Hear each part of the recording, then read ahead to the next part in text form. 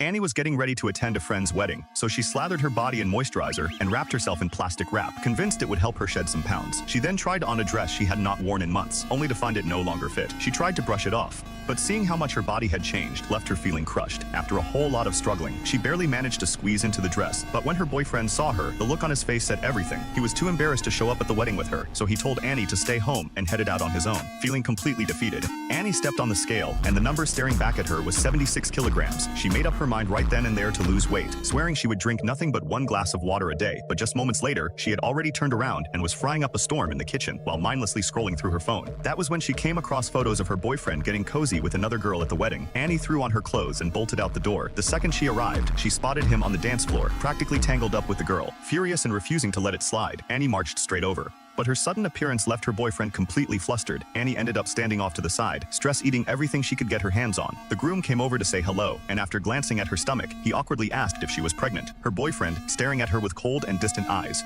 finally mustered the nerve to break up with her on the spot. He told her she never stopped eating and never made any effort to take care of herself. On the walk home, Annie completely broke down. The blow hit her harder than anything, and she spiraled into a deep depression. Her best friend refused to stand by and watch her fall apart, so she stayed right by Annie's side and pushed her to pick herself up and start working on losing weight. Her friend S words finally got through, and Annie made a genuine decision to change. The very next day, she walked into a gym. Seeing the toned, fit bodies around her actually sparked something in her. She felt a rush of confidence she had not felt in a long time. She threw herself into trying all kinds of workouts, though every single move felt like a serious challenge. And without fail, after every session, she would reward herself with a burger and a soda. Desperate to get her cravings under control, Annie signed up for a weight loss club.